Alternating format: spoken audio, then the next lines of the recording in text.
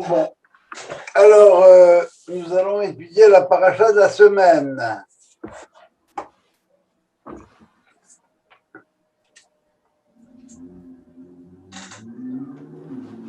Paracha où on pourrait s'arrêter sur chaque mot.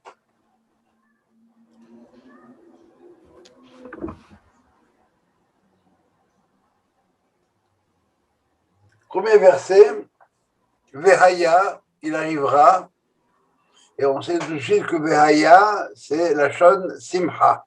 Vous vous rappelez de ça? Il faut pas oublier cette chose-là. Vahi, c'est la shon Tsahar, catastrophe. Vahi, Bima Hashverosh, etc. Et Vehaya, im Shemua Tishmaou. Vous vous souvenez pourquoi c'est Simcha et Tsara ou pas? C'est le futur et le présent.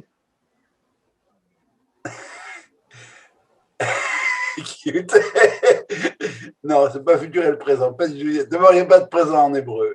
Tu as raison. Non. Alors, c'est le futur et le passé. Alors, absolument, tu as raison, le passé. C'est ce qu'on appelle le problème du vav conversif. Alors, Vehaya, c'était Haya, c'est il y avait, il y a eu, et Vehaya, il y aura. Et par conséquent, quand il était mort, tu le fais ressusciter, c'est Vehaya. Donc, c'était mort, il se ressuscite, c'est bien. Vahi, c'est Yehi. Yehi, qui y est. Vahi, il y eut. Le futur, tu l'as envoyé au passé. Tu l'as tué. Donc, ça ne peut pas être très positif, cette chose-là. Vehaya, Aikev Tishmeun. Alors, Aikev, littéralement, le mot Aikev veut dire le talon. Et par conséquent, Vehaya Aikev Tishmeun, on traduit par en conséquence du fait que ce qui arrive à la suite de. Pourquoi? Parce que le talon, c'est ce qui arrive à la fin du corps humain. Vehaya Aikev Tishmeun, je vais revenir sur le mot Aikev. Et à Mishpatim Maele, c'est Mishpatim, c'est loi, et rappelez-vous, les lois sont les lois civiles en général. Ushmartem, que vous les gardiez. Alors, Tishmeun d'abord, c'est un pluriel. C'est un pluriel avec un Tishmeun avec une emphase. C'est un pluriel emphatique. Si vous écoutez, c'est un dit Marco. Beaucoup de retard. Beaucoup de retard. Tu es en mute, Marco, on ne t'entend pas. Je m'excuse du retard parce qu'on a un invité. Ah! Bonjour. Oh là là! Joe, c'est un grand ami de ton fils. Comment il s'appelle, que je le vois? Gabriel, je m'appelle Gabriel. J'ai jamais été chez eux. Bonjour, Rabba Gabriel, tu connais bien Dan? Manu. Ah, tu es un copain de Manu? Oui. Tu as de drôles de fréquentation, toi, hein? Alors, mais Sylvain. Ça va bien, mon frère. J'ai toujours pas eu l'email de Marc. Là. Ne m'oublie pas. Don't forget me. Jamais. Hasbi Shalom. Mais alors, ne t'inquiète pas, je m'en occupe personnellement. T'inquiète. C'est quoi? J'ai aucune inquiétude. T'inquiète. Alors, il y a Ekef Tishmeru, ça veut dire en conséquence du fait que, ça va, vous y écoutez, et Mishpati Maele. Alors, Tishmeru, premier verbe, encore une fois, emphatise. Ushmartem va'asitem otam. Alors, Ushmartem, vous les gardiez, il faut qu'on comprenne ce que ça veut dire là, quoi. Et vous les fassiez, donc trois verbes. Entendre, garder et faire. Ushmartem va'asitem otam. Alors, à ce moment-là, la conséquence de ça, c'est Shamar Hashem Lecha, Dieu gardera pour toi, ta Belil et ta Chesed, l'alliance et la générosité, Hashem Nishbar la Votecha, qu'il a juré à tes Oh là là, pardon. À tes ancêtres. Il t'aimera, etc. Belachat sur vous. Première question, c'est pourquoi Ekev en conséquence de. Alors qu'il aurait pu y avoir écrit simplement Veya im tishmeun. Mais si je dis im tishmeun, ça veut dire si vous écoutez, alors moi je vais. Ça veut dire le fait de dire Ekev, c'est une conséquence naturelle. C'est pas tu me donnes, je te donne. La conséquence du fait que tu as écouté, garder et faire, alors à ce moment-là, moi aussi je vais faire, naturellement ça va se faire. Si tu te nourris bien, tu fais ton jogging tous les jours, tu rêves de fumer, tu vas être en bonne santé. C'est pas si. C'est pas inconditionnel. En fait, et lorsque tu feras ça, tu as. Non, c'est parce que, à la limite, c'est parce que. Voilà ce qui va t'arriver. Voilà, si tu prends pour acquis que ça va se faire. Voilà, si tu tiens bien cette chose-là, alors naturellement, si tu es un bon garçon, ben les gens vont t'aimer, etc. Ça va? De cause à effet, on dit, non? Voilà. Absolument, et naturellement, pas conditionnellement. Très bien. Rachi va nous dire pourquoi le mot Ekev. Et il va dire la chose suivante, pourquoi le talon? Et Rachi va nous dire Ima mitzvot chez Adam je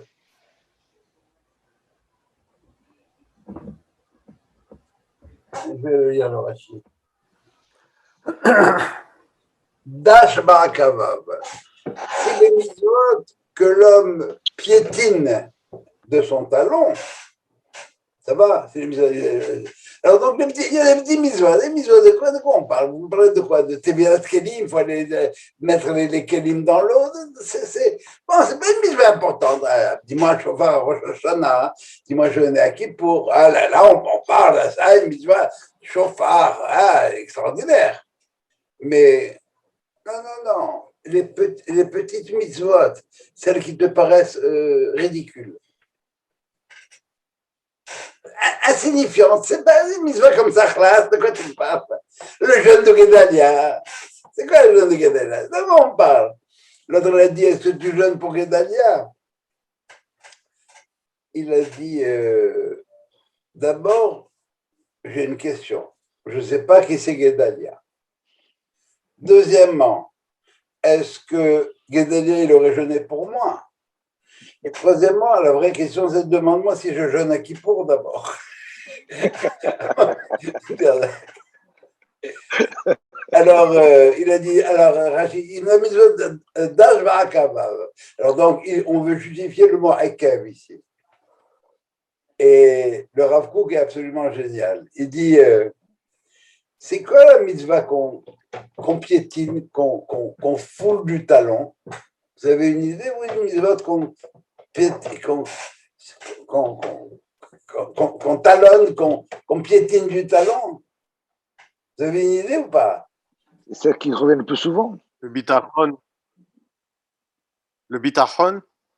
Ben, ça, c'est une mitzvah de base d'abord. Bitachon, c'est la confiance, la émouna. C'est ça, on fait confiance. On ne serait pas là. Rav Kook est absolument génial. Il dit il y a une mitzvah très claire qu'on foule du pied, c'est d'habiter en Eretz Israël. Et voilà dans les gencives pour nous tous ici dans la Gola. Dans la diaspora, pardon. Ça va? Alors voilà, vous avez satisfait aux conditions, et bien on l'avez fait. Moi, ce que je vous ai promis, vous allez le voir. Il y a un petit Shme'oun, c'est un pluriel, ça concerne la nation. Et alors on va voir Vasham Hashem Lecha, verset suivant. Dieu va garder pour toi. Autrement dit, on n'est pas dans les grandes théories avec la nation. Non. Dans la nation et la nation, mais l'individu comme tel aussi est concerné.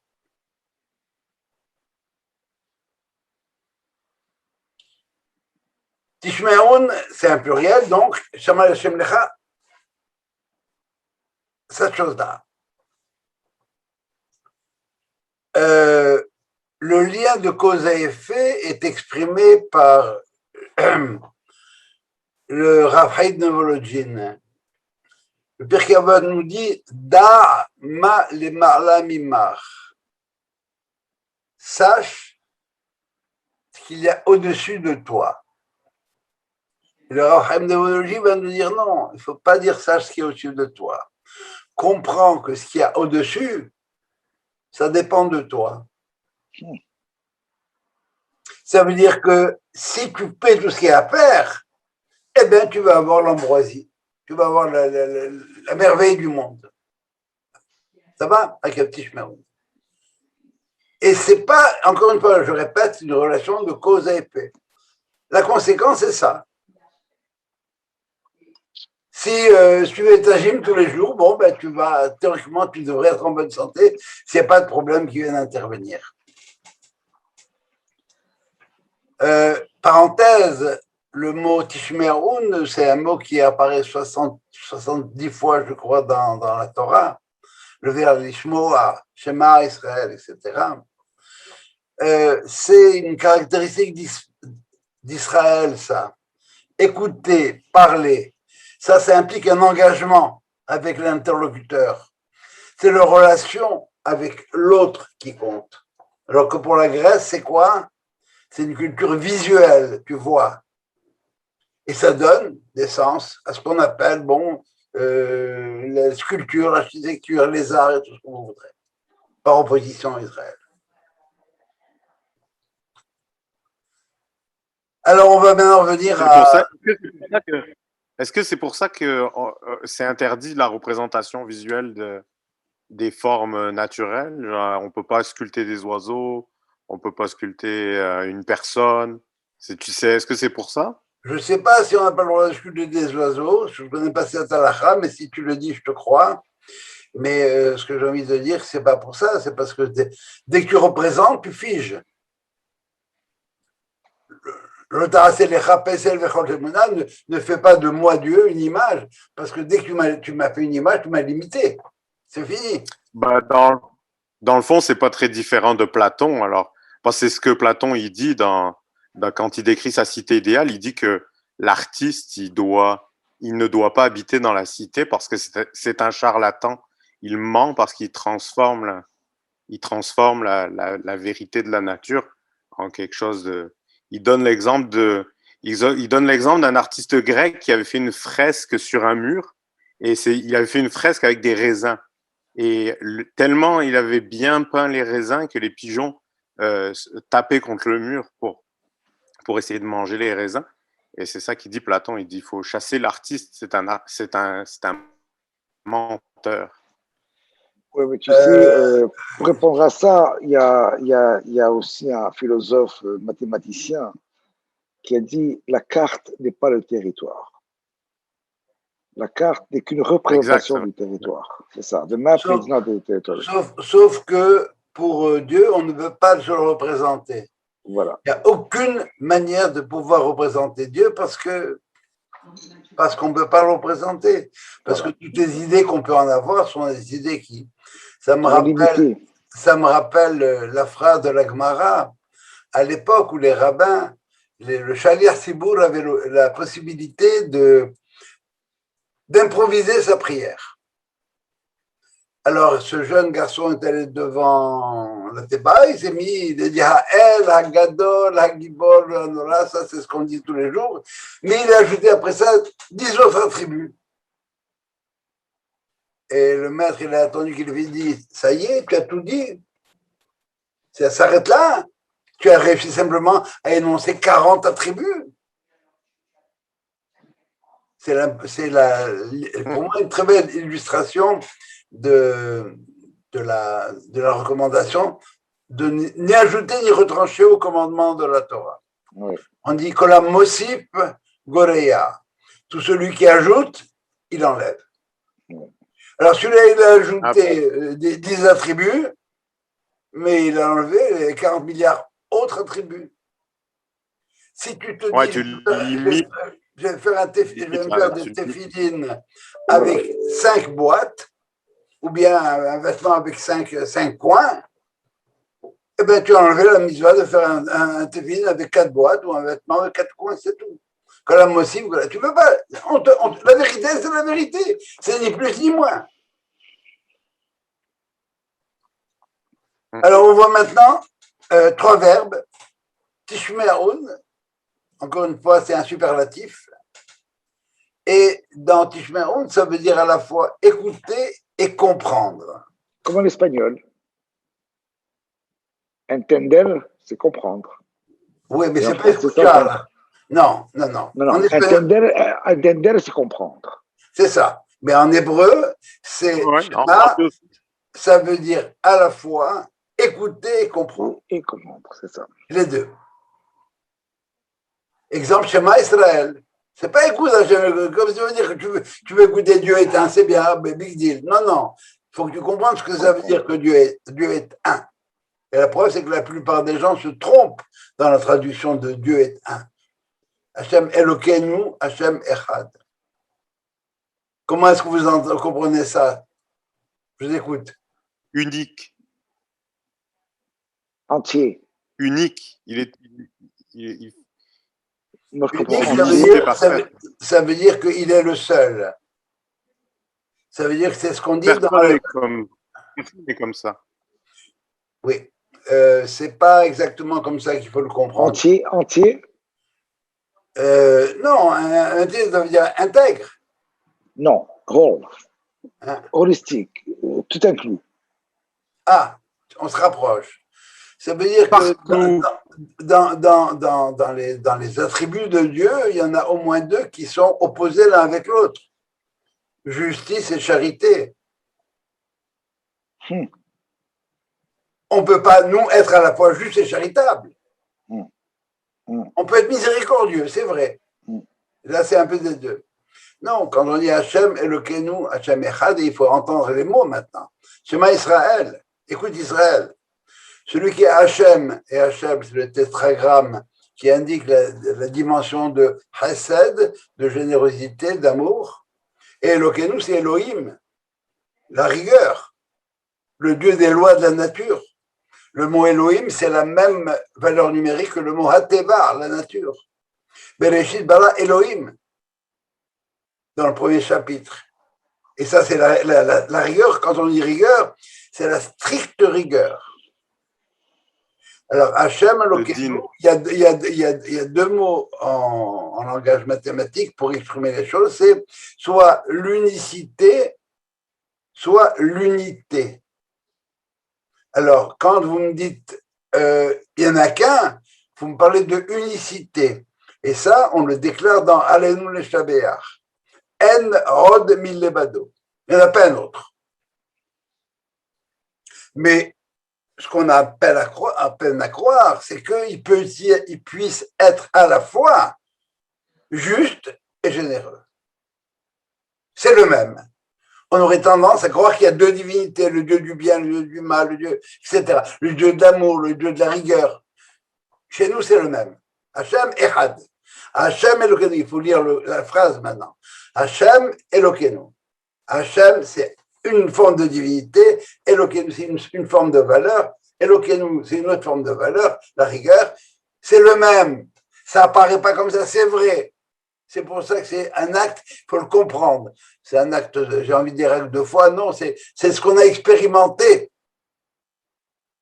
Anochi, les premiers commandements, Shema, Anochi, Hashem Elokecha. Anochi, moi, c'est bien moi qui parle, je suis Hashem Chesed, Elohecha, Gvura, Din.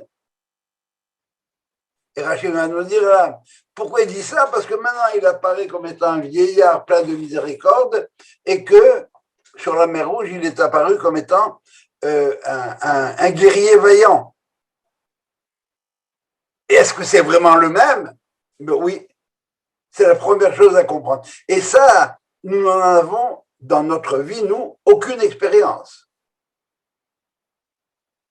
On arrive à des synthèses, etc. Mais qu'on reste toute une vie là-dedans, ça ne marche pas. C'est Alors, la même gematria que Ahav. Had, oui, c'est l'amour. Ra- Effectivement. C'est grâce à l'amour qu'on peut découvrir cette chose-là, cet examen. Alors, le premier Tishmeroun, c'est si vous avez écouté. Alors, écouter et comprendre à la fois. Pourquoi? Parce qu'il y a des manières d'écouter, des dispositions à l'écoute qui font qu'on comprend.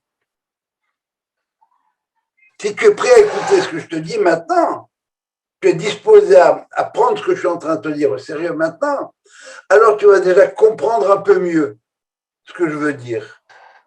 Alors qu'il y en a qui vont écouter quelque chose pour savoir comment est-ce qu'on va le contredire à celui-là. Non, non, non. Assieds-toi, écoute bien ce que je te dis et tu vas comprendre.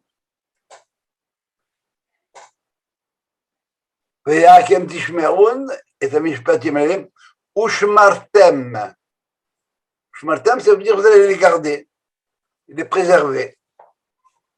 Effectivement, parce qu'il y a des manières de faire qui ne préservent pas. Il y a des manières de faire qui préservent. Si on a compris le pourquoi, si on donne un sens autre qu'affectif ou folklorique, alors les choses vont perdurer. Si ce que tu fais, ça a un sens pour toi, et c'est pas mécanique, alors ces choses-là vont perdurer. Manito avait l'habitude de dire que tous les juifs assimilés ont un ancêtre qui est grand rabbin, ou un ancien qui était très pratiquant. Et eux, eh bien, ils ont commencé à observer de loin. On observe les juifs de la stricte observance. Ils observent de loin. Et en introduction au schéma, avant la prière du matin, on dit, qu'est-ce qu'on dit? L'ishmoa, bien écouter. L'ilmod, apprendre. Ou l'amed, et enseigner. Parce que comme disent les Anglais, if you want to learn something, teach it. L'ishmor, garder. Et finalement, la asot. Exemple. Chez moi, on mange caché, on garde quelque chose dans la maison. Pourquoi? Eh ben, ça peut être par tradition. Ça peut être par superstition. C'est une forme d'appartenance. C'est l'hygiène. Très bien. Moi, c'est moi. Et mes enfants, ça va être quoi?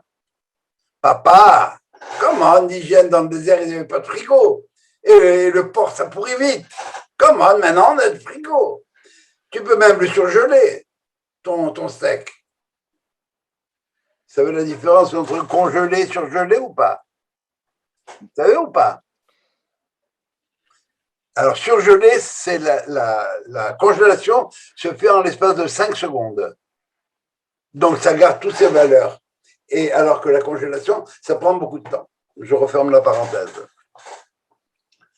Si j'ai compris une, au moins, parce qu'on ne les comprend jamais toutes, si j'ai compris une des dimensions de ce que signifie manger, et donc pourquoi le pourquoi de la cache-route, alors c'est seulement dans ce cas-là que j'accomplis la mitzvah. Ushmatem va'asitem ota. Va'asitem. C'est maintenant que je la fais. Je la fais advenir la chose. Je la fais exister dans le monde. Et c'est comme ça qu'on termine le kiddush de vendredi soir. Vaishbod bayom hashvi'i kibo Shabbat mikol melachot shel barei Elohim la'asot. Pourquoi est-ce que Dieu a fait Shabbat? Pourquoi Dieu s'est retiré du monde?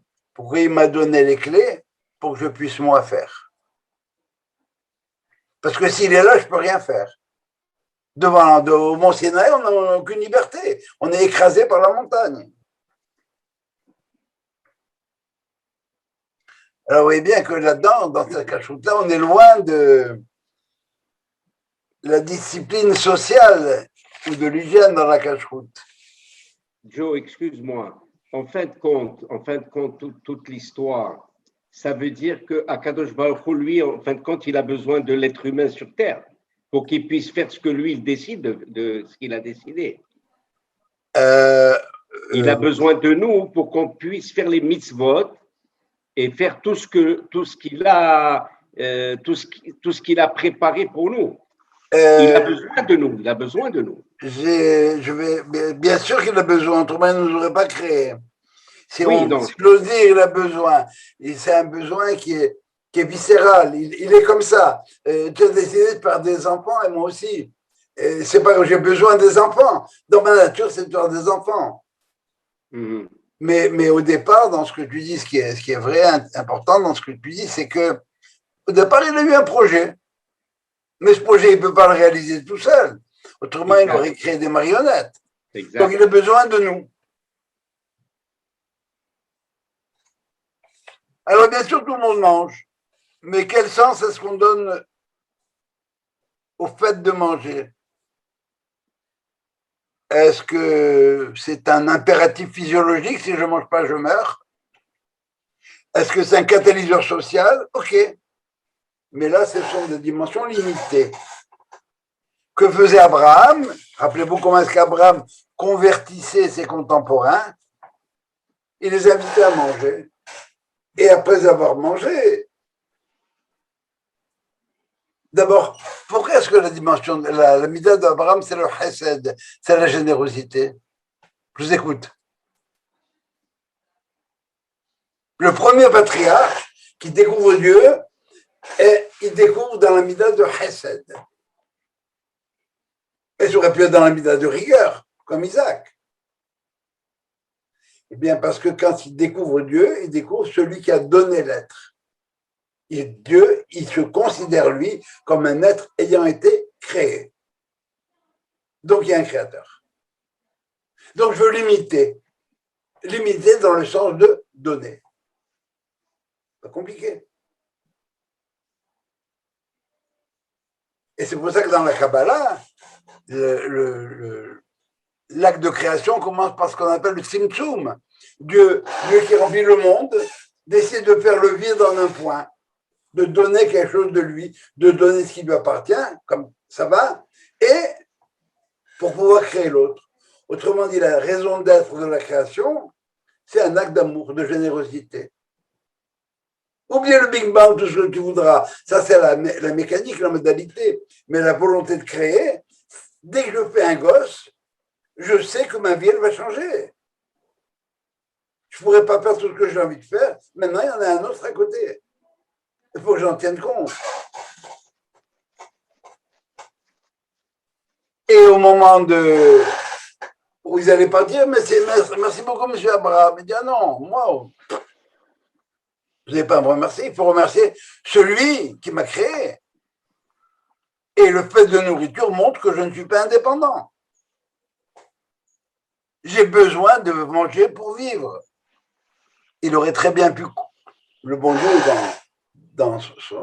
dans sa toute-puissance, il aurait très bien pu trouver une autre façon de nous faire exister. Non, c'est celle-là. Tu as besoin de manger pour vivre. Pourquoi? Parce que tu n'es pas autonome. Tu es un créateur. Et si vous voulez, le commandement qui me rappelle cette chose-là, c'est lequel? Je vous écoute. Tu aimeras ton prochain comme toi-même? C'est pas dans les 10 commandements, ça. Ah, dans les 10 commandements?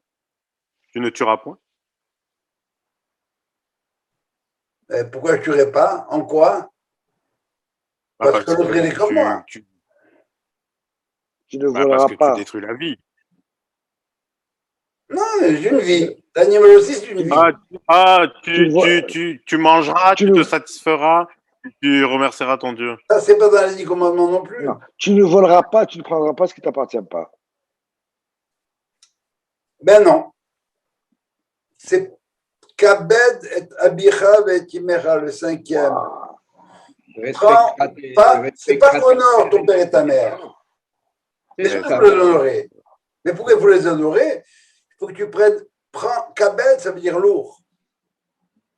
Ça veut dire c'est lourd de conséquences. C'est ce qu'avait dit Bernard-Henri Lévy quand il avait reçu le prix, la médaille, je ne sais plus trop laquelle, il a dit, vous me faites beaucoup de kavod, mais dans le kavod, il y a kavod, une responsabilité, c'est lourd à porter. Prends au sérieux le fait que tu as un père et une mère.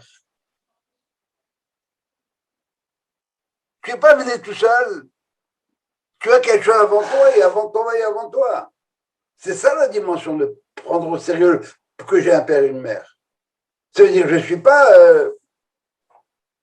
ça va. Alors, toutes les dimensions intellectuelles, sophistiquées, subtiles, etc., de quoi elles dépendent? D'hydrocarbures. Si je ne mange pas, ma conscience, avec tout ce qu'elle comporte, eh ben, elle tombe en syncope. Mon intellect, il n'existe pas. Pourquoi? Ben parce que je ne suis pas un ordinateur qu'on a programmé et qui est capable d'avoir une intelligence artificielle, même très sophistiquée. Non, j'ai été créé. Et j'ai été créé par le fait de manger, et par conséquent, le fait de manger, ça implique qu'il faut un boucher, et un boulanger, et le reste. Donc, je suis créé dans une dimension sociale. Je ne suis pas le seul. Alors, on a bien compris, bien étudié, bien peaufiné l'étude par l'enseignement. Ce qui nous a permis, on a bien compris, ça nous a permis de préserver le sens de nos actions. Faire, mais pas faire, pas agir. C'est faire au sens plein du terme. Et ça, c'est ce qu'on dit avant Kriyat Shema. L'ishmoa, l'ilmod ou l'amed. Alors, pour bien comprendre et pour bien ishmoa, c'est-à-dire entendre et comprendre, il faut que tu étudies et que tu enseignes. Ça va? L'ishmor, tu as gardé, et ça veut dire que tu as fait les choses de façon avec du sens. L'ishmor, l'asot, tu les as fait advenir, et finalement, ulkayem. Et là, c'est quoi? Tu as réalisé finalement l'objectif, tu as fait aboutir le projet. Ça va jusque-là? Vous voyez tout ce qu'il y a dans ces 3 lignes là?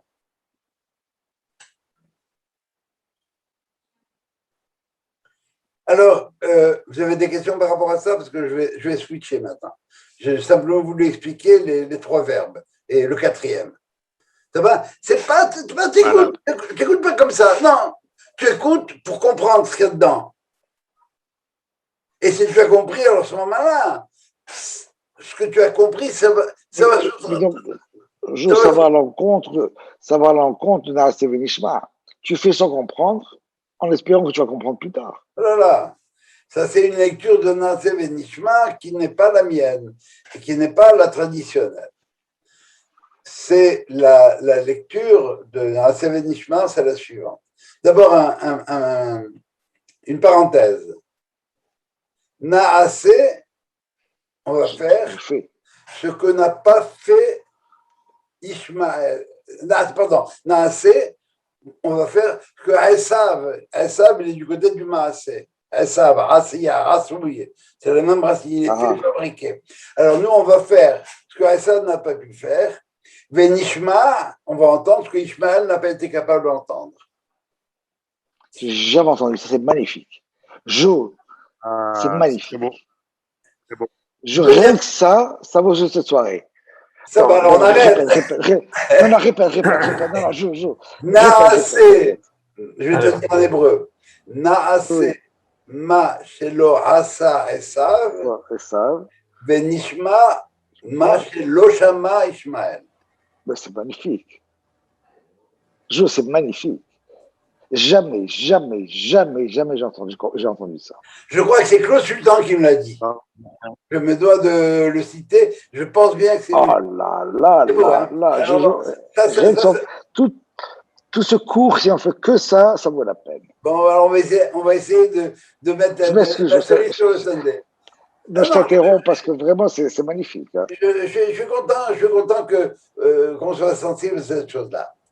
L'autre dimension de Naaseh Benishma, c'est Naaseh Ma Shamarnu. On va faire tout ce que tu nous as demandé de faire. Venishmar Od Arshav. Et on est prêt à écouter plus. Moi, j'ai toujours compris que c'était un acte de foi. En disant, écoute, on ne se pose pas de questions. On a un commandement, on va le faire, mais on sait qu'on va plutôt plus tard se poser des questions. Non, Sylvain, c'est pas juif. On ne te demande pas d'acte de foi. Il n'y a pas d'acte de foi chez nous. OK? Mais si tu es prêt à embarquer dans le système pour une raison ou pour une autre, alors n'attends pas d'avoir compris avant de faire. Mets-toi à l'abri de ce qu'il y a à faire par le Nishma. Je vais te donner un exemple que donne Manitou. Tu sais quoi? Moi, je ne mange pas tant que je n'ai pas compris comment est-ce que le tube digestif fonctionne. Eh bien, pauvre de moi. Crevé de faim. Oui. Alors, je vais manger. Maintenant, j'ai compris le processus. J'ai compris comment ça marche. Je me mets dans la bouche, je marche, j'avale, etc. Ça va. Maintenant, qu'est-ce que c'est la mécanique de tout ça? Qu'est-ce qu'il y a derrière? Bon, ben, tu vas faire médecine. Tu vas apprendre les sucres, etc. Ça va, ça va pas du tout à l'encontre de Naaseh Benishma. C'est que j'ai entendu.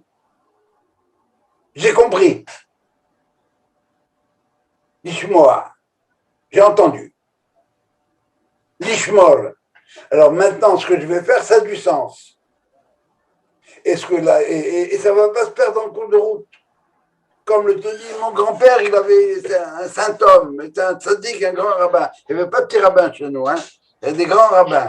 Comme l'a dit Gad Elmaleh, moi je les ai éclatés, je les ai amenés à un petit rabbin. Et je ramène un petit rabbin, je voulais un rabbin beau gosse. Alors j'ai appelé Los Angeles, je dis la boîte qui fait des petits rabbins beaux gosses, bien sûr. Et il faut écouter ce sketch-là. Hein. C'est magnifique. C'est le sketch de la bar mitzvah. Moi, je les éclate. Ça va? Alors, ça va, c'est clair? Donc, c'est pas à l'encontre de Naaseh Benishma. À la limite,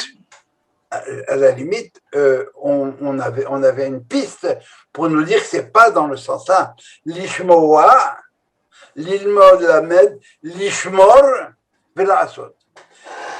Bien sûr que tu fais, mais est-ce que ce que tu fais, ça a un sens? Pas pour tout le monde. Mais ça a un sens, bon, à son niveau, mais c'est un sens qui, d'un certain point de vue, est limité. Ça marche? Oui, magnifique.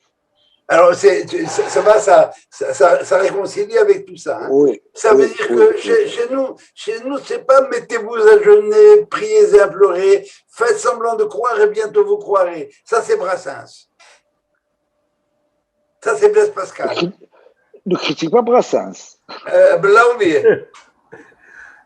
Mais non, au contraire, je suis en train de louer Brassens parce qu'il se moque de Blaise Pascal quand il fait ça.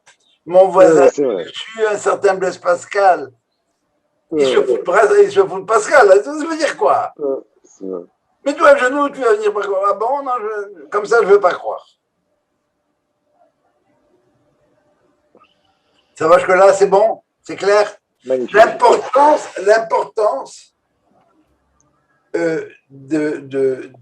d'avoir des gestes qui ont une signification pour moi. C'est clair que même si je fais ma prière et que je ne comprends pas ce que je dis, c'est clair qu'il y a quelque chose qui se passe dans le monde. C'est clair que si j'appuie sur le clavier de mon ordinateur, il va se produire des choses là-dedans. Quel sens elles vont avoir? Mais il se produit quand même quelque chose. Mais si mon intention à moi est extraordinaire, au fond de mon neshama, bon, ben je sais pas prier. Il y a une très, très belle histoire chazédie comme ça. Je sais pas prier. Il ne savait pas prier. Alors il a dit Aleph, Bet, Gimel, Dalet, Teva. Il a récité l'alphabet. Et quand c'est arrivé là-haut, Dieu il a pris toutes ces lettres et il en a fait une superbe prière. Mais c'est beaucoup mieux pour moi, en fin de compte, si j'arrive par moi-même à signifier chacun des gestes de ma vie. Ça va? Et c'est ça l'objectif. Autrement, parce que à quoi ça sert tout ça? À quoi ça sert toutes ces mitzvot? À faire en sorte que j'ai la meilleure vie possible. Pourquoi le médecin me donne tous ces médicaments? Pour que je sois le mieux possible, que mes bobos s'en aillent. Et les bobos de la planète, aujourd'hui, ils sont pléthores.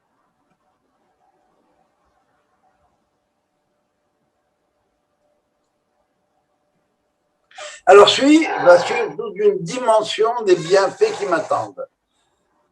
Tu seras fécond, tu auras la pluie, tout ce que vous voudrez. D'accord? Et au verset 7, on a une phrase qui nous explique comment ça peut se réaliser.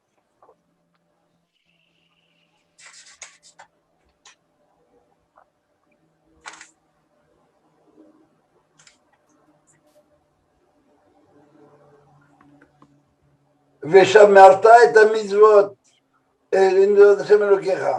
Tu garderas les mitzvot de Dieu. Alors, tu shamarta, on comprend ce que ça veut dire maintenant. Hein.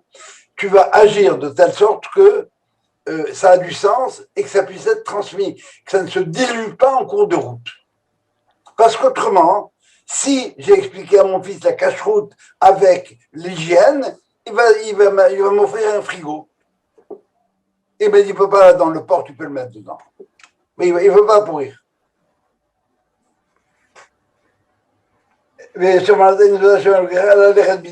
Alors, suis ses voies, ça veut dire suis son comportement et les mêmes midotes que lui. Au lire à auto et tu vas le craindre. J'aurais pu faire toute l'étude sur ce mot, sur veiller à auto, parce que tout à l'heure, Dieu va nous dire, Ve'ata Israël, maintenant, après tout ce que tu viens de voir, qu'est-ce que Dieu te demande? Seulement une chose, qui imneir à auto, de le craindre. Pourquoi la crainte de Dieu est une petite chose? La Gemara va poser une petite chose. Et c'est Moïse qui parle, hein, maintenant. Et la Gemara répond, pour Moïse, oui. Le Gabé Moshe In, oui. Ça ressemble à un bonhomme. Tu me demandes à moi, j'en sais rien, moi, un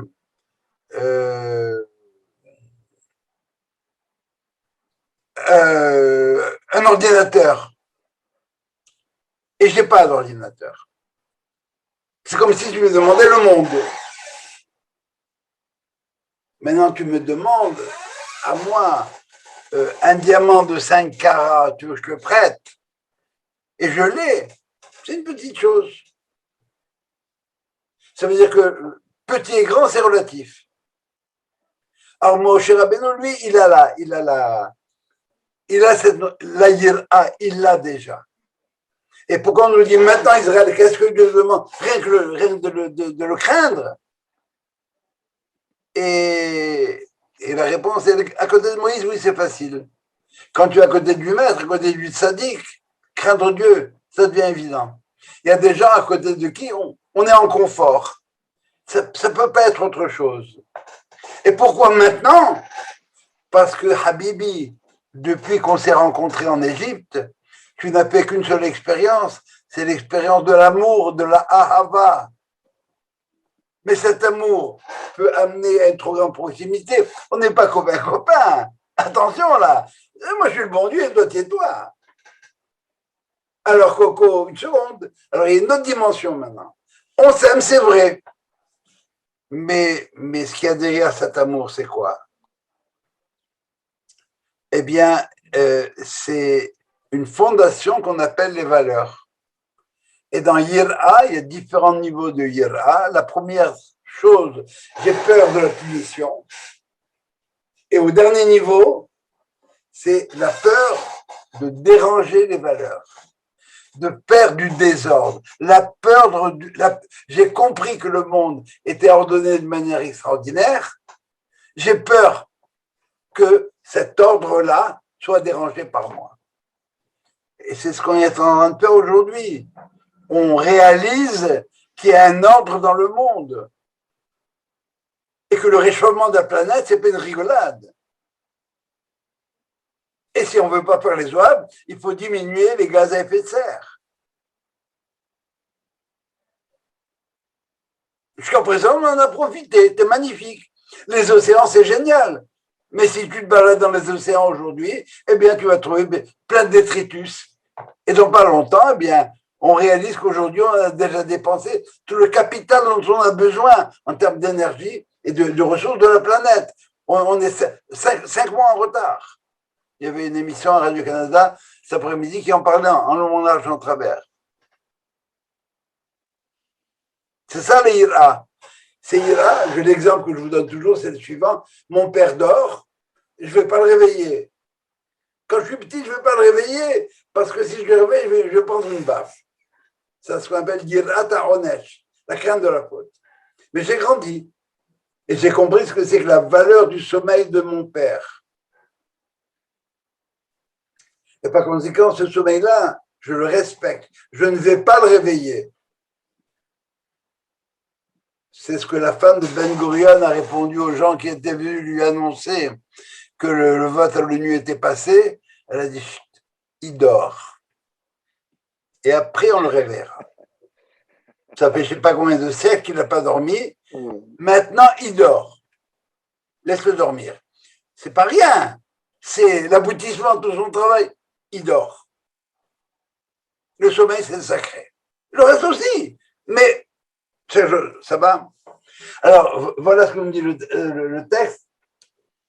Il faut craindre. Maintenant, tu le connais. Ça va? Alors, tu connais, tout à l'heure, on va insister là-dessus, plus loin dans la paracha, pas ce soir. Eh bien, voilà. Mais pourquoi? Pourquoi tout ça?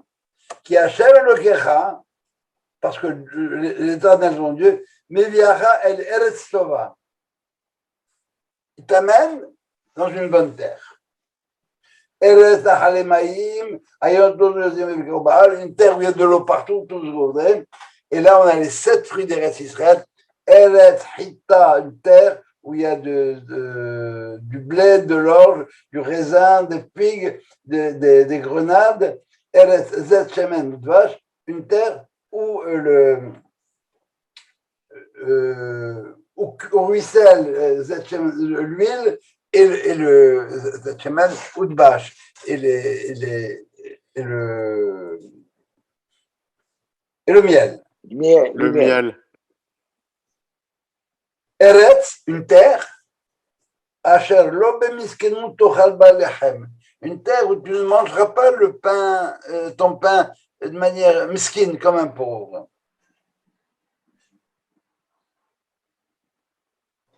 Lo tehsar kolba, tu ne manqueras de rien, parce qu'il y a là-bas, il y a tout, on va revenir là-dessus. Et finalement, ve'achalta ve'sabata, que vous connaissez par cœur, tu mangeras et tu seras rassasié. Et tu remercieras Dieu, tu reconnaîtras que la belacha de Dieu pour la bonne terre qu'il t'a donnée.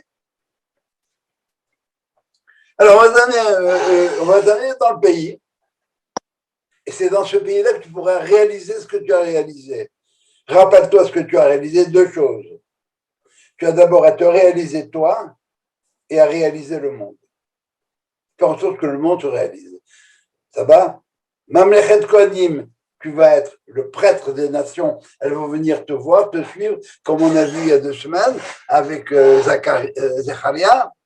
Et toi-même, comme tel, tu vas être bien, tu seras bien. Un terre où tu pourrais te réaliser, eh bien, j'ai envie de vous dire comment je le vois, moi. c'est qu'une terre en Israël, tu ne peux pas tricher. Ah, tu peux tricher un peu, mais ça ne durera pas longtemps. Il n'y a pas de BS en Israël. You get what you see. C'est ça la chutzpah en plus. Ce que je te dis, ce que je vais te dire, je te le dis.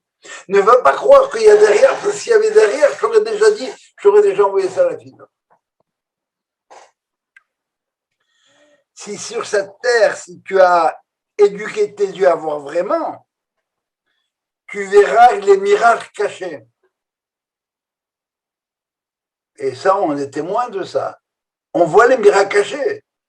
Mais il y en a qui vont dire que ce pas des miracles. Ils vont vous parler de statistiques, de probabilités. Oui, sauf que lorsque la probabilité de 1 sur 10 puissance 50, elle se réalise régulièrement, eh bien, c'est plus une probabilité. Ça devient quasiment une certitude.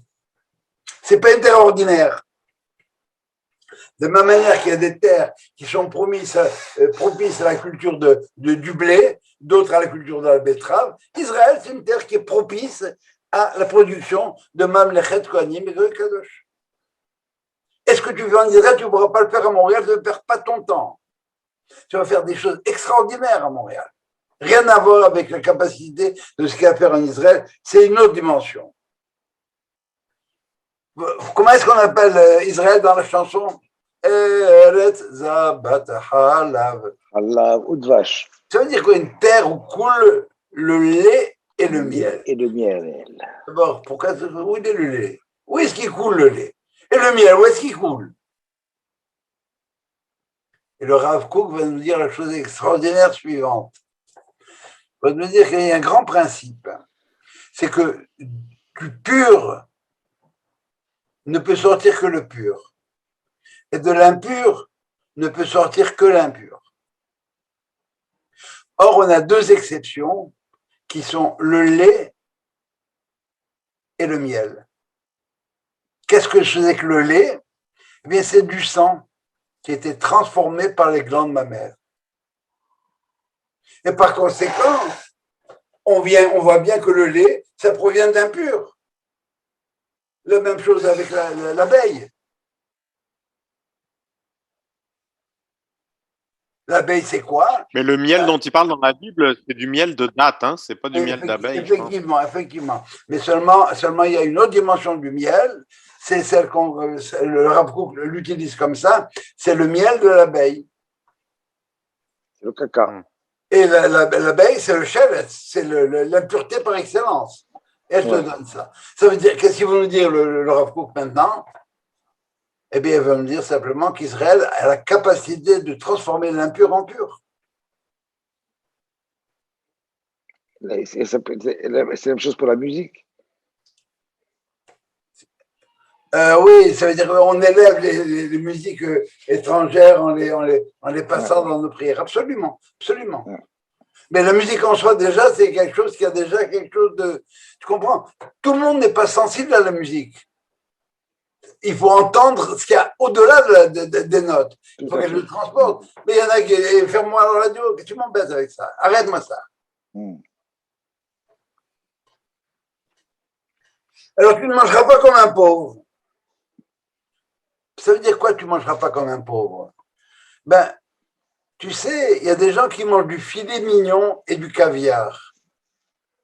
Ils mangent, ils se nourrissent. Il satisfait son appétit de jouissance. Ce qui a c'est très limité, comme, ça va. Bien sûr, pour eux, c'est le bout du bout, comme on dit au Québec. Mais, non, c'est pas comme ça que tu vas manger, toi. Tu sauras ce que tu fais quand tu manges.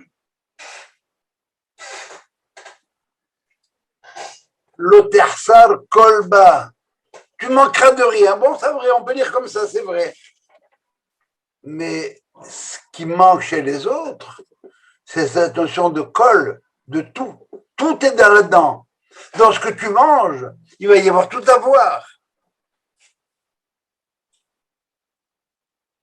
Rappelez-vous, lorsque Jacob va rencontrer Ésaü, il lui envoie le Kheroul Baraka de cadeau. Et Ésaü lui répond, garde ce que tu as, je te remercie. Moi, j'ai beaucoup, il y a les Rav. Et est-ce qu'elle lui répond, Yaakov, prends ce que je t'ai envoyé, parce que Yashli colle. C'est pas la quantité, c'est la qualité qui est importante ici. On ne peut plus rien ajouter au tout. Le tout, tu peux rien ajouter. C'est saturé. Ça va? Et après ça, on a une dernière une mitzvah. Ve'achalta ve'sabata u'berachta et Hashem Elokecha l'Elisabeth Shentanach. Ça, c'est la mitzvah de Birkat Amazon. Et les rabbins de cette... Alors, ve'achalta, tu mangeras, tu seras rassasié et tu reconnaîtras que ça vient de Dieu.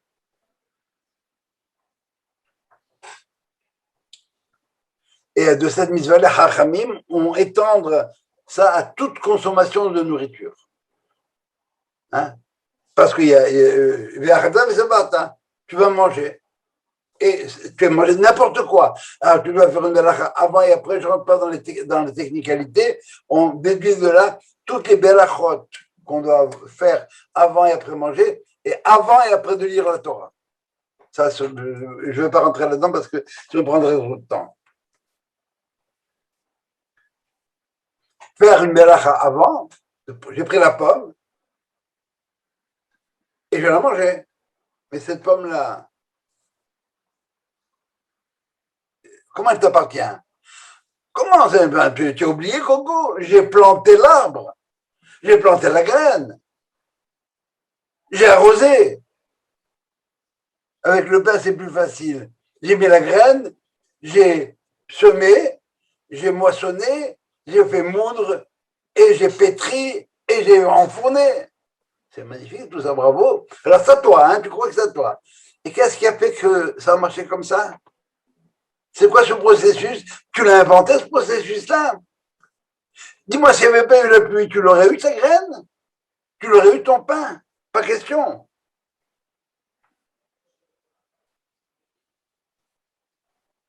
C'est vrai, c'est toi qui l'as fait. On va avoir dans cette paracha toujours une phrase qui est utilisée par les rabbins de manière épouvantable. Ve'amarta bilbabecha, tu vas dire dans ta tête, dans ton cœur.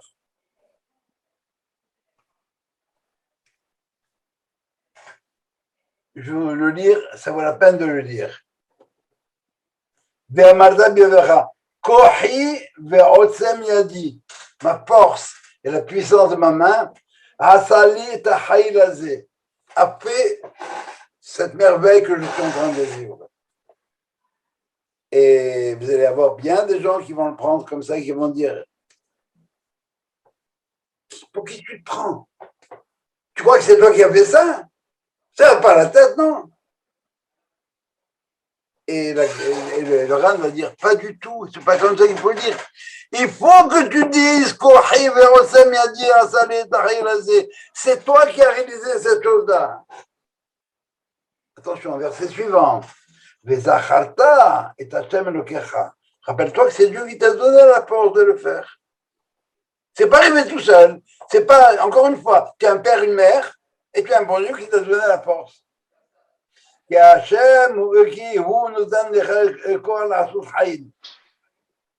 Pourquoi faire? Les ma'an hakim et belito. Lui, il va faire sa part. Continue à faire la tienne toi-même comme tel. Il y a une reconnaissance de ton travail, oui, mais ne perds pas de vue que tu as construit la voiture. Mais si tu n'as pas le carburant, elle n'avancera pas.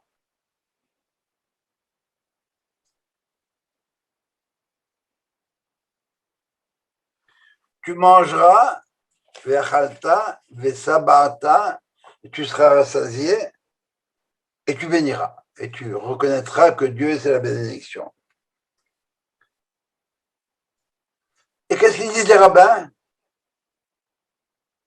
Ah, tu sais, si tu veux manger 26 grammes ou 28 grammes, kazaït, tu dois faire Birkat Amazon. Wow, c'est pas ce qui est écrit ici. Il faut que je sois rassasié. Moi, avec une boîte un petit morceau de pain, désolé, mais je ne sais pas vous, mais moi, ça ne me rassasie pas. Et à ce moment-là, ça va. Kazaït. Pourquoi ça? Eh bien, parce que tu vis dans un monde de Belacha. Dans le monde tel qu'on l'a décrit, le monde où tu as tout compris, tu as fait ce qu'il y avait à faire, etc. Tu es dans le monde de la Belacha. Et dans le monde de la Belacha, un rien te suffit. Et je ne sais pas si... On a tous entendu nos parents dire ça. Dans cette nourriture, une Belacha. J'ai fait une boulette une marmite de boulettes pour le repas de ce soir. Il m'en reste pendant une semaine. Il y a une belacha extraordinaire là-dedans. Ça ressemble aux bouteilles.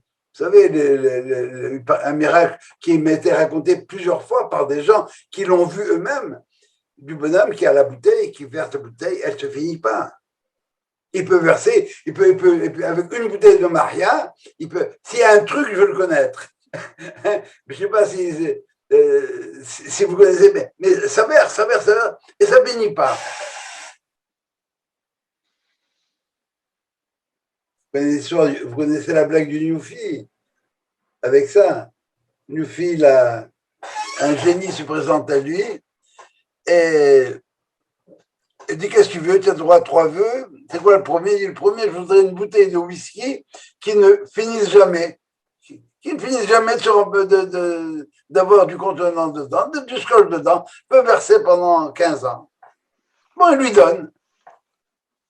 Et le génie revient 3 jours après, il dit bon, ça va, le premier. Et les 2 autres, il dit cette bouteille, elle est très bien, j'en veux 2 autres comme ça. C'est. Bon. Alors, cette bouteille-là, elle avait la belacha. Un monde où la qualité va supplanter la quantité. Ou quoi que ce soit, même une olive va me rassasier. Un monde où l'olive elle-même contient le col dont on a parlé tout à l'heure, le tout dont on a parlé. Alors qu'on connaît des gens, eh bien, ils ne sont jamais rassasiés.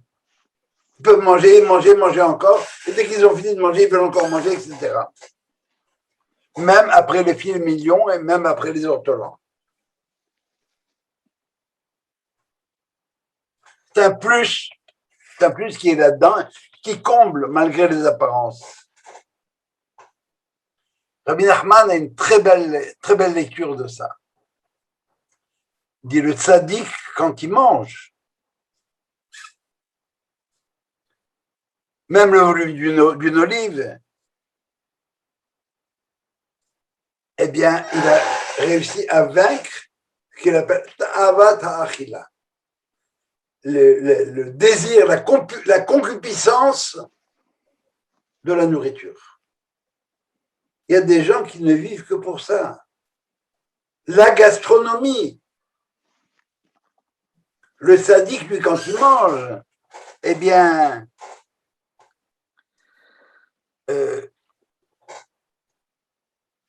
il mange les lettres de ce qu'il est en train de manger. S'il mange du pain, il mange les lettres lamed, het et même. Ça veut dire qu'il est capable, dans ces lettres-là, qui sont incarnées dans le monde, dans mon petit morceau de pain, il est capable de les rattacher à leur origine. Il sait que c'est là-bas que ça se passe. Il ramène les choses à leur source, comme telle.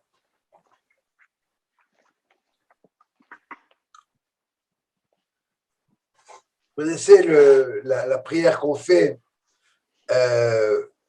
quand on fait Birkat avant le matin, on dit Poteyah et Yadech. Littéralement, ça veut dire quoi? Tu ouvres ta main. Ou masbiya et tu rassasies chaque vivant, ratson, sa volonté. Et quand on voit le mot Poteyah et Yadecha, les 3 premières lettres ont pour valeur numérique 91. 91, c'est un mot qu'on retrouve souvent, 91. Hein. Le mot Amen a pour valeur 91. Il y a plein de choses comme ça. Alors, Potea et Tadera 91, c'est la gamatria de Yud Kevavke, le tétragramme, tel qu'il est écrit et tel qu'il est prononcé. Adonai. Adonai, c'est 65 et 26, ça fait 91. 26, c'est l'essence, c'est la transcendance, ça va? Et c'est en haut. Et comment je le prononce moi? C'est en bas, c'est l'immanence, tel que prononcé. D'accord? Alors, je sais qu'il y a un lien entre l'immanence et la transcendance. Mais non seulement ça, les 3 dernières lettres de ces 3 mots-là, c'est Potea Het, Et Tav, Yadecha Kaf, c'est Hatar coupe. Qu'est-ce qu'il a fait?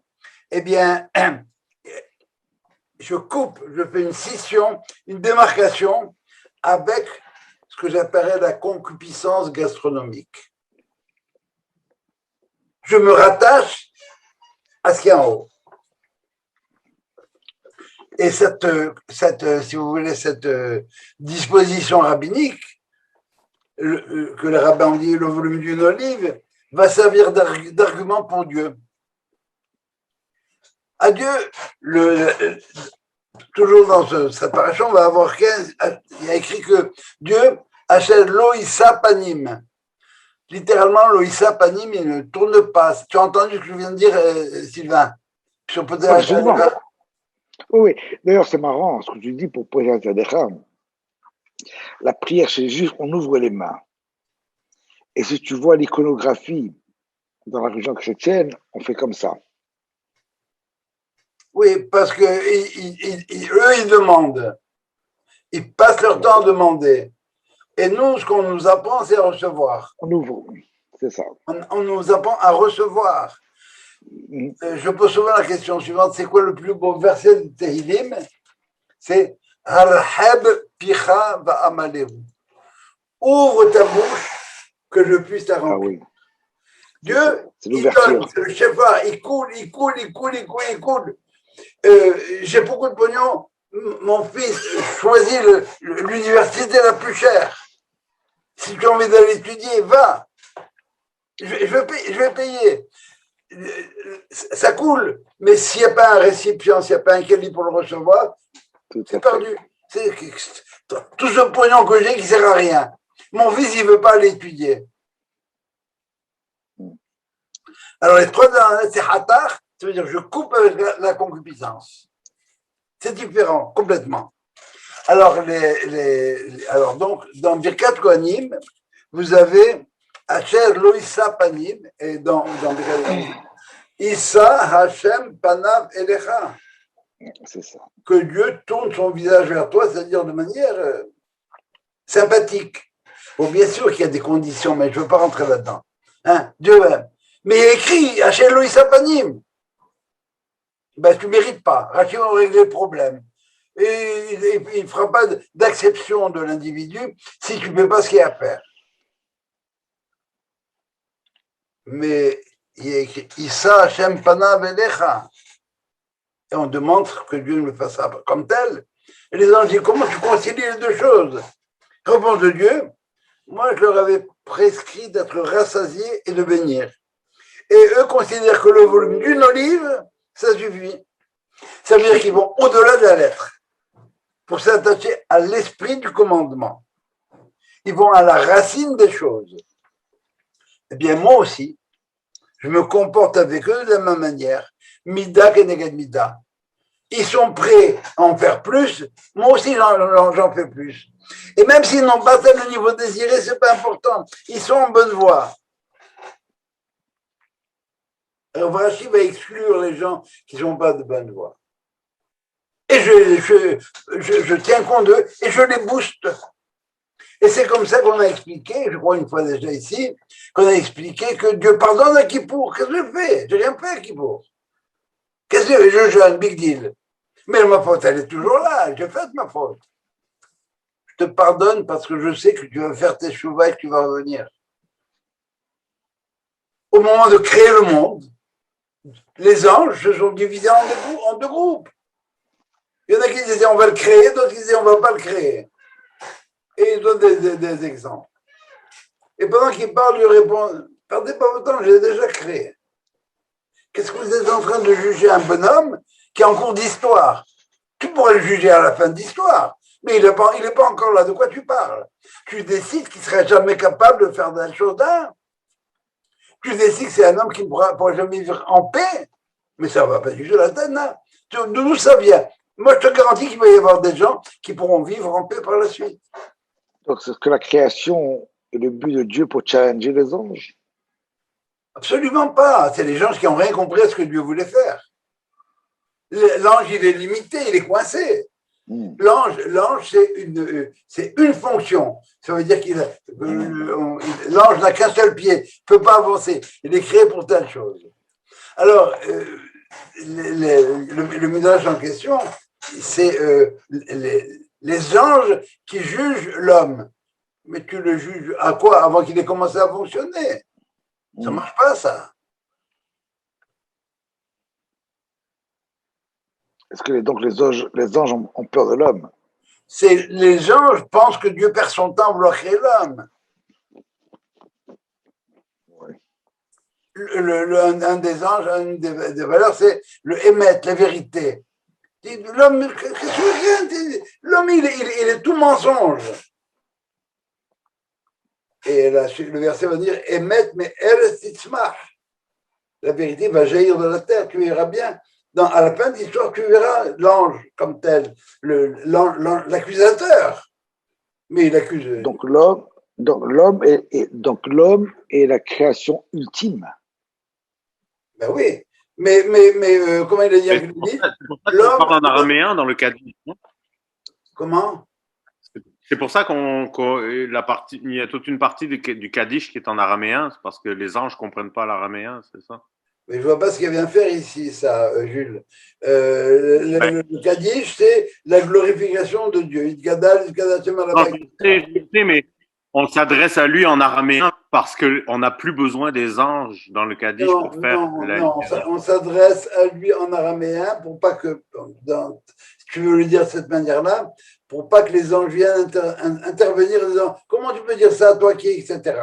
Alors, je te parle directement à toi, Dieu. Les anges, ils ne comprennent pas. Ça veut dire qu'on n'a rien qui vient être mécatreg dans un cas pareil. Yankelevitch dit quoi? Yankelevitch a dit l'homme est un impossible nécessaire. Il n'y a qu'à voir l'homme. Ouais. L'histoire humaine, c'est épouvantable. On a de quoi faire une planète extraordinaire et on a fait un enfer de la planète. Mais c'est là. Pourquoi c'est là? Ben parce que c'est là pour l'instant. Et notre travail, c'est de faire que ce ne soit pas là, mais que ce soit là-bas, là où on va. Cham, là-bas. Alors, vous voyez que le bon Dieu, il prend nos efforts. Pourquoi? Eh bien, parce qu'on a commencé, nous. On a commencé à dire. Je peux revenir à ce que disait Jules. Pour quelle raison, donc, des fois on a besoin de l'araméen et des fois de l'hébreu?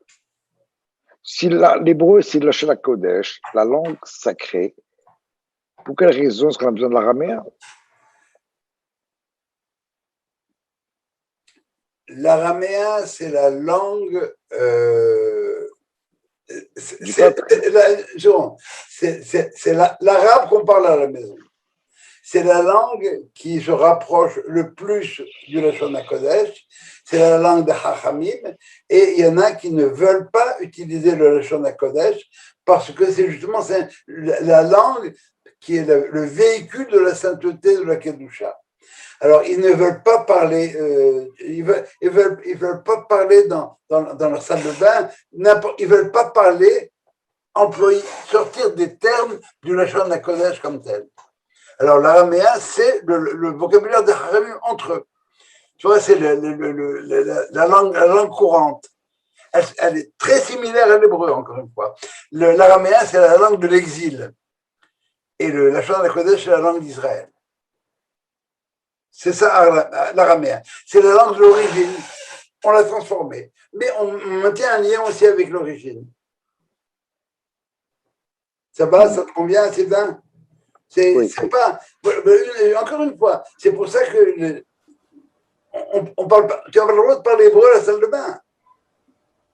Mais tu peux dire des mots en araméen, c'est pas la chose d'Akadosh. Mais c'est un cousin germain. Ça veut dire que bon, il y a une Dans la Kabbalah, il y a quand même d'autres explications. Hein. J'entends mal. Il y a quand même d'autres explications dans la Kabbalah. Jules, il y a toujours plein d'autres explications. Je ne fais qu'en donner une sur les 70. Et peut-être qu'il y en a 70 000. Tu avais quelque chose à dire par rapport à ça? Non, mais c'est ça par rapport à la hiérarchie angélique, entre guillemets. Là. Mais ouais, c'est ça. Moi c'est ce que j'ai lu dans des livres de vulgarisation de Kabbale, là, qui sont quand même sérieux. C'était ça, c'était que l'araméen, c'était pour pas être court-circuité par les anges. Et dans le Kaddish, quand on dit les phrases en araméen, ou je pense qu'il y a une kedusha qu'on dit en araméen aussi, il y a une couple de passages dans la tefila, et c'est précisément pour ça, pour éviter que les anges peuvent court-circuiter la prière qu'on ferait qui ne soit pas mes catholiques. Mais si tu veux, c'est quand l'institution du Kaddish au départ, c'est quelque chose qui était établi après une étude. Une fois qu'on a fini d'étudier la Shana Kodesh, on a fait une page de Gemara. Qu'est-ce qu'on fait maintenant? Eh bien, on va dire, on espère que ça va grandir. Le Idgadal, que le nom de Dieu va grandir et qu'on arrivera au nom suprême. C'est ce qu'on, ça va? Et alors, ce monde-ci, il est comme il est, etc. Et on souhaite que. Et ça, on veut pas entendre parler des anges à ce moment-là. On veut pas que l'ange me dire, ouais, qu'est-ce que tu fais toi pour que ça marche comme ça. C'est le langage rabbinique. Quel est le rôle des anges alors? Quel est le rôle des anges? À quoi ils servent? Chaque ange, il a une fonction particulière. Il y en a un qui s'appelle Raphaël. Il est chargé, c'est le docteur du ciel. Raphaël, c'est Dieu qui guérit. Mais quand Dieu guérit, il ne descend pas lui-même pour te donner ton aspirine. Alors, il y a un ange qui est chargé de tout ce qui est médical. Gabriel, c'est l'ange de la guerre. Et chaque ange, il est attaché à une nation. Chaque nation a un ange tutélaire qui représente, qui incarne les valeurs de cette nation-là.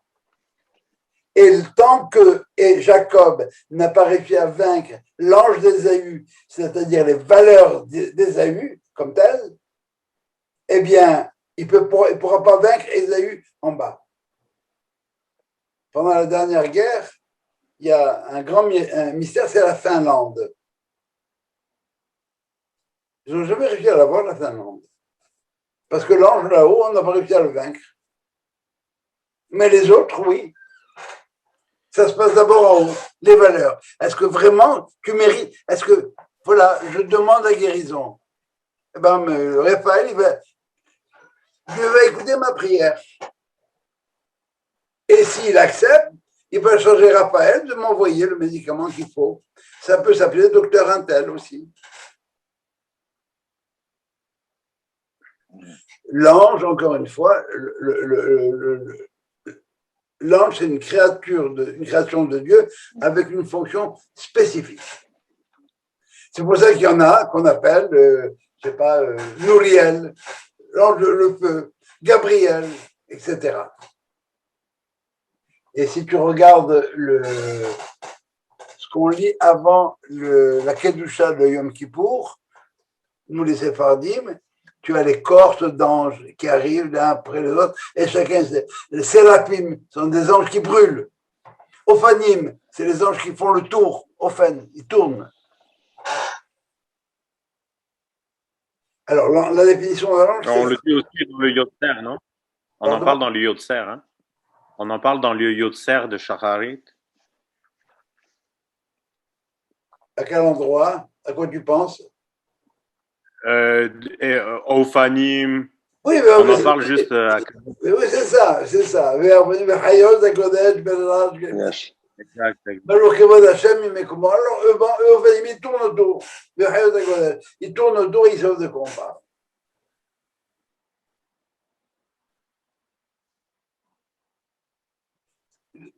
Sylvain, la définition de l'ange, encore une fois, c'est simple. C'est une fonction particulière. Quand on te dit que le roi Salomon a construit le Beth Amikdash, je peux te garantir qu'il n'a jamais pris une truelle dans la main. Tu as raison. Mais il avait des employés. Alors, Les émissaires. bon Un Dieu, émissaire. comment? Un émissaire. Oui, un chargé de fonction, c'est ça. L'ambassadeur. Un chargé d'affaires. Pour une fonction très particulière. Un ange n'a pas trois fonctions. Mais c'est ce qu'on voit. On va terminer avec ça. Lorsque Abraham voit les anges arriver, il voit 3 hommes arriver. Alors, Veiné Shoshan Hashim, et Rachid explique. Là-dedans, il y avait 3 anges. Il y avait l'ange Raphaël, qui était venu chez Lipa et Abraham Inamida. Ça va? Il y avait un ange qui est venu, le Bassel et Sarah, je crois que c'est Michael, je ne suis pas sûr, qui a fait l'annonce à Sarah, et le guérir Abraham Lamila, faire l'annonce à Sarah,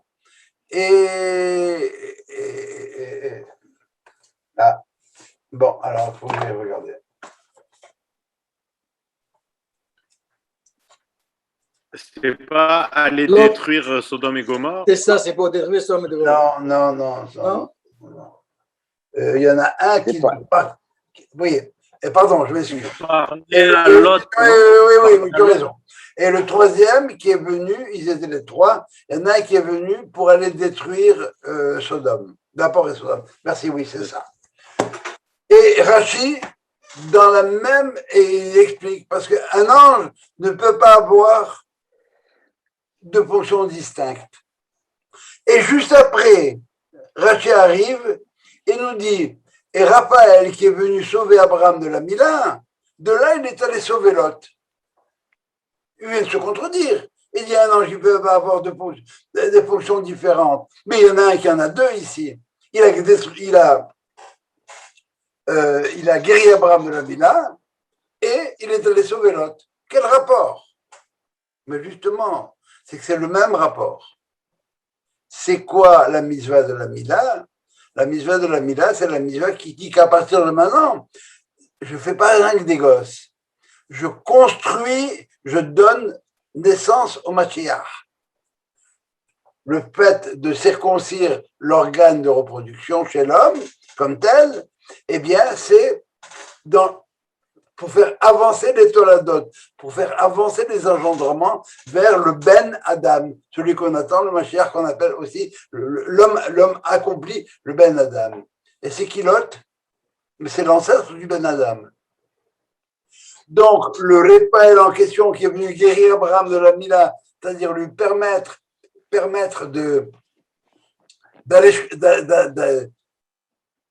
de tracer la voie à l'engendrement du Ben Adam, eh bien, il va s'assurer que dans la réalité historique comme telle, eh bien, Lot, qui est l'ancêtre du Mashiach, va être sauvé parce que c'est lui qui va guérir le monde, ce Mashiach-là. Donc, le Raphaël, il est là présent pour nous guérir de tous les maux afin de nous permettre, à un moment donné, de pouvoir engendrer le Ben Adam, l'homme qu'on attend, l'homme auquel Dieu a pensé dans son projet initial et qu'on torpille régulièrement à chaque fois qu'on en a l'occasion. Pour ceux qui le font et ceux qui construisent, eh bien, eux vont avancer, ils vont construire dans le même sens. Voilà. Jo, magnifique. Magnifique, Bon, eh bien, si vous aimez, je suis content. Est-ce que vous avez des questions? Très instructif en tout cas. Comme d'habitude, comme d'habitude. Bon, vous ne voyez pas, mais je rougis. Magnifique. Vous avez des questions? Non? J'ai 5000 questions. Oui, bon, mais. Une à la fois. Non, mais. Tranquillement, ça. Non, mais c'est magnifique parce que tu questionnes, c'est ça qui est extraordinaire, c'est que tu vas partout dans toutes les dimensions, mais en même temps, tu as une direction générale de tout ce que tu dis. Il y a une convergence dans cette approche et que tu veux prendre de plusieurs côtés en même temps. C'est bon, la vérité, c'est la vérité. Oui. C'est ça. C'est ça, that's what it is. C'est ça. Parce qu'on l'a vu à travers Nasser Benishma, on l'a vu à travers Poder et Nadecha, on l'a vu à travers Ekev, et si tu veux, il y a plusieurs façons, c'est une approche holistique en fait. C'est comme un hologramme. C'est comme un hologramme. Je sais pas qui avait dit ça de Manitou. Il avait dit, c'est l'éclatante clarté d'une cohérence, l'envoûtante clarté d'une cohérence. Oh c'est ça l'étude. On a les principes de base et on les retrouve dans la Torah. Mais le problème, c'est que ce qu'on a pu étudier dans la Torah avant, etc., bon, très souvent, c'est galvaudé. Mais voilà, quand on rentre dans ce domaine-là, c'est beaucoup plus fécond que le reste. Je comprends une chose, on ne peut pas étudier tout seul. Ah, c'est absolument. Comme on l'a dit, il faut étudier avec un mètre, pas avec un centimètre. C'est-à-dire quelqu'un qui sait centimètres. Non, tu vois, on ne peut pas étudier avec YouTube. Je le comprends. Non, moi j'écoute beaucoup YouTube. C'est-à-dire que je prends par-ci par-là et puis je converge. Mais YouTube, c'est synchrone. C'est asynchrone. Tandis que là, c'est une communication synchrone. On échange back and forth. Oui. YouTube, tu reçois et c'est ça. Mais c'est clair. Mais on n'a jamais dit que c'était facile. C'est ce qu'on appelle Tiyu Amelim Batorah. Vous soyez submergé par la Torah. Et submergé, ça veut dire qu'il faut nager, autrement tu coules. Voilà les copains. Merci beaucoup. Merci à vous. Yallah. Merci beaucoup. Merci.